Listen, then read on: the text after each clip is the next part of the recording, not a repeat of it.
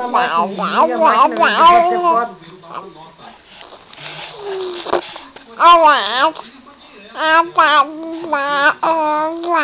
Ba. Ba.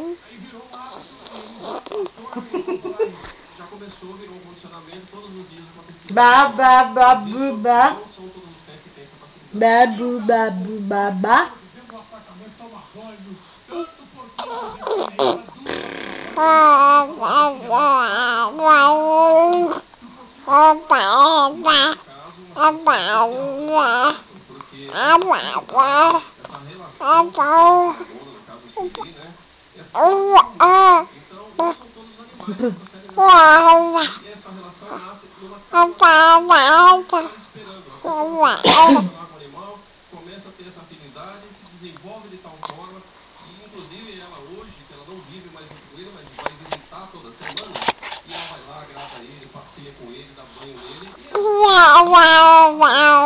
fora do comum. Na verdade, sempre com carinho, nada com violência, principalmente... Cada comentário idiota postou.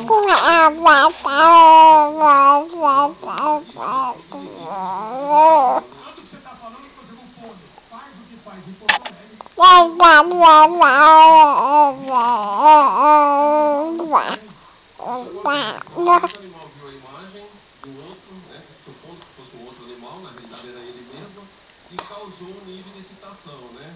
Então,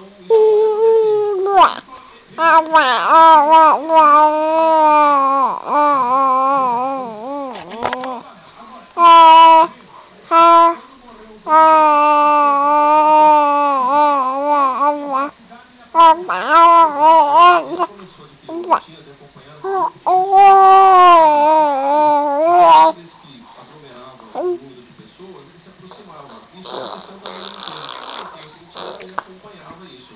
Não é tão comum isso, existem casos, mas esse em especial está bem evidente. O cachorro funcionou de tal forma e acompanha com tanta facilidade, né? E todo mundo, é um cachorro que está atrelado, digamos assim, com bastante nível de conectividade com todos ali. Agora, o caso da Maritaca Pitbull, você nunca tinha visto? Isso eu nunca vi.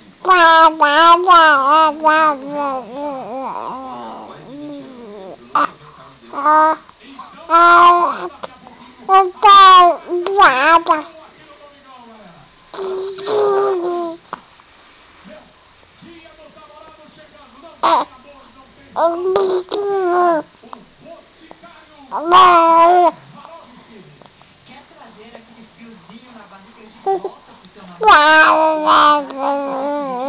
Descansar o seu dia dos namorados. Confira.